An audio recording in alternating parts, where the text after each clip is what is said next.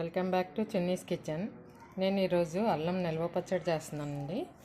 ఇలా అల్లం ముక్కలు కడిగి పెట్టుకున్నాను, బాగా కడిగేసుకొని బాగా ఎండలో పెట్టుకున్నాను. ఇలా కట్ చేసుకుని ఈ కప్పుతో 3 కప్పులు అల్లం ముక్కలు అయినాయి. ఇదే కప్పుతో చింతపండు కూడా తీసుకోవాలి. 3 కప్పులు అల్లం ముక్కలు అయితే 3 కప్పుల చింతపండు కూడా ఇదే కప్పుతో తీసుకున్నాను. ఇలా ఉడికించి పెట్టుకున్నాను. వేడి నీళ్ళలో వేసి మెత్తగా ఉడికించి పెట్టుకున్నాను చింతపండు. ఇదే కప్పుతో బెల్లం కూడా తీసుకోవాలి. 3 కప్పులు బెల్లం తీసుకోవాలి. ఇవి ఆయిల్లో ఫ్రై చేసుకోవాలి. ఇప్పుడు స్టవ్ ఆన్ చేసుకుని 2 స్పూన్ల మెంతులు మీడియం ఫ్లేమ్లో బాగా ఫ్రై చేసుకోవాలి. 2 స్పూన్స్ ఆవాలు,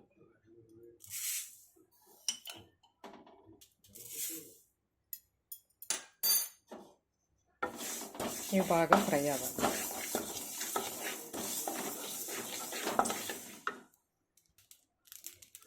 ఇవి ఫ్రై అయిపోయినాయి. ఒక ప్లేట్లోకి తీసేసుకున్నామండి.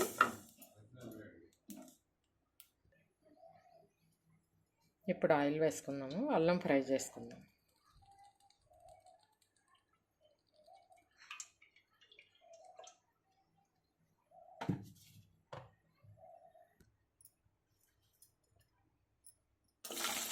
ఈ అల్లం ముక్కలు బాగా ఫ్రై చేసుకుందాం.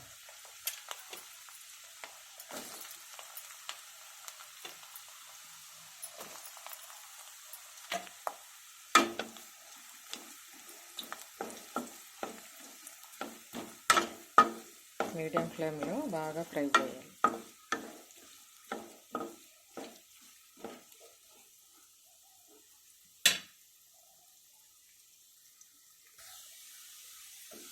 ఇలా ఈ టెక్స్చర్లో ఫ్రై చేసుకుంటే సరిపోతుంది. ఇవి తీసేసుకుందాము.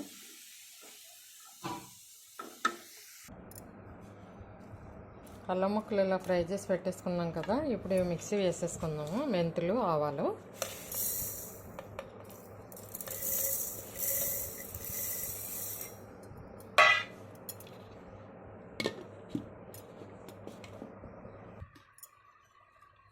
ఇలా మెంతి పొడి వేసేసుకున్నాం కదా. ఇప్పుడు అల్లం ముక్కలు కూడా వేసేసుకున్నాము.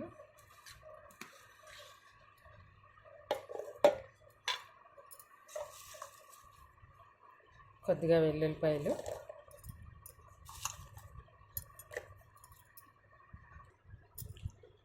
అల్లం ముక్కలు, వెల్లుల్లిపాయలు వేసుకున్నాం కదా. ఇవి కూడా మెత్తగా మిక్సీ పట్టేసుకున్నాము. దీనికి ఒక 1/2 కప్పు సాల్ట్ పడుతుంది. ఇది కూడా చింతపండులో వేసి మిక్సీ పట్టుకుందాం. అల్లం ఇలా మిక్సీ పట్టేసుకున్నాం కదా. ఇది ఇలా గ్రైండర్కి వేసేసుకుందాం. మొత్తం చట్నీ అంతా నేను గ్రైండర్కి వేస్తున్నానండి. ఇగో చింతపండు వేసేస్తాను కదా. ఇప్పుడు ఇంకా అన్నీ అల్లము, మొత్తం కారం, బెల్లము అన్నీ వేసి గ్రైండర్కి వేసేసుకున్నాము. ఇప్పుడు అన్నీ ఒక్కొక్కటిగా వేసేసుకుందాం. అన్నీ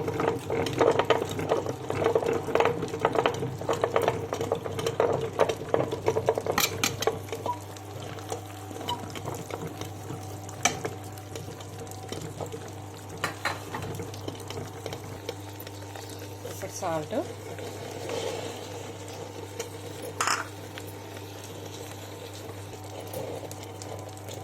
ఇప్పుడు బెల్లము,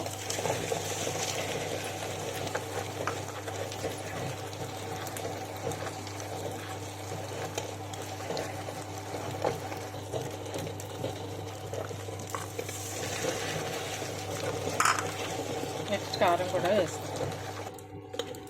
ఇప్పుడు నెక్స్ట్ కారం కూడా వేసేసుకున్నాం అండి. 2 కప్పులు కారం పడుతుంది.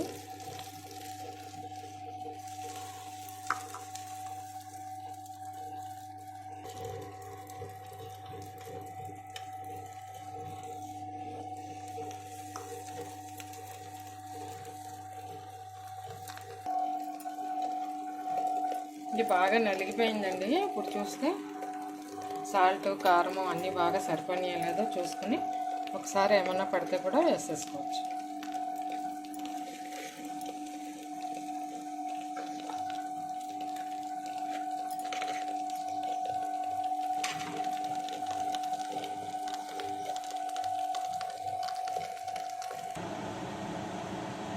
ఇది అల్లం పచ్చడి పోపేసుకుందామండి. ఇప్పుడు పల్లి నూనె వేసాను, ఒక కప్పు. ఈ కప్పుతో ఒక కప్పు నూనె తీసుకున్నాను. పల్లి నూనె అయితే బాగుంటుంది, పప్పుల నూనె అయినా కానీ బాగుంటుంది.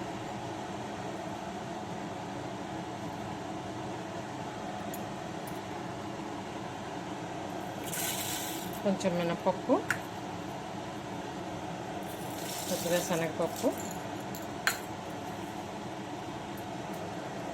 ఆవాలు, జీలకర్ర ఇవి ఫ్రై అవ్వాలి.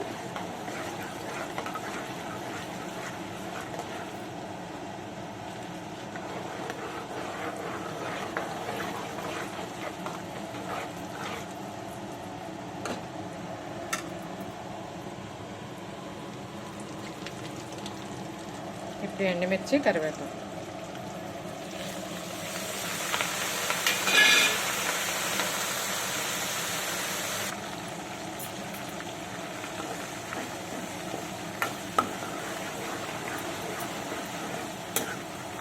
ఇవి బాగా వేగాలి.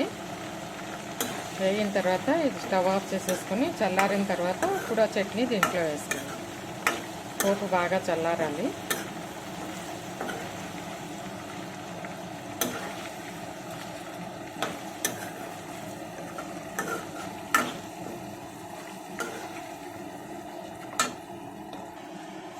ఇప్పుడు వెల్లుల్లిపాయలు కూడా వేస్తాం.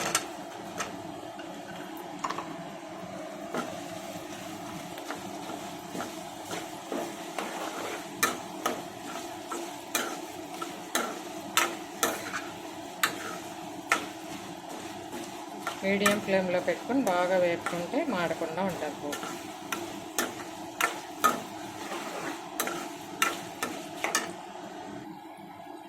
పోపు వేగిపోయిందండి. స్టవ్ ఆఫ్ చేసేసుకున్నాము.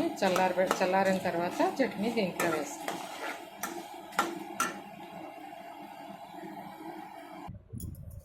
అల్లం చట్నీ రెడీ అయిపోయిందండి.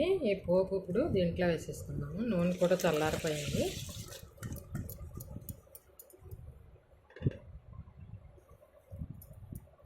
బాగా కలిపేసుకోవాలి.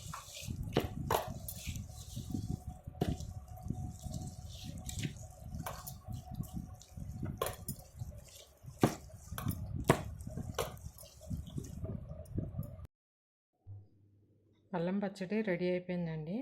ఇది 6 నెలల పాటు నిల్వ బాగా ఉంటుందండి. ఫ్రిడ్జ్లో పెట్టుకుంటే 1 సంవత్సరం పాటు నిల్వ ఉంటుంది. ఈ రెసిపీ కానీ మీకు నచ్చినట్లయితే లైక్ చేయండి, షేర్ చేయండి, సబ్స్క్రైబ్ చేసుకోండి. Thank you for watching.